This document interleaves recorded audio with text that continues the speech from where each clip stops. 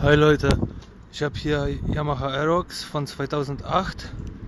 Ich wollte euch mal zeigen, wie die sich anhört mit Technigas Next R. Ich habe den dran runter gemacht. Der war ein bisschen abgeranzt, deswegen habe ich da so einen Stickerbomb drauf geklebt. Mal gucken, wie lange das hält. Die ist bis auf den Pod komplett original von Motor her. Also 50 Kubik, alles Ori. Ja, mal gucken, ne, wie die sich anhört.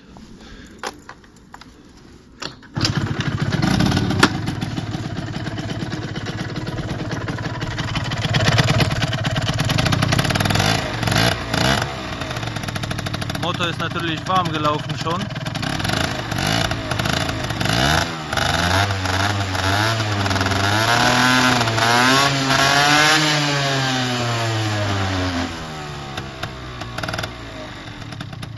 Ja, nicht schlecht.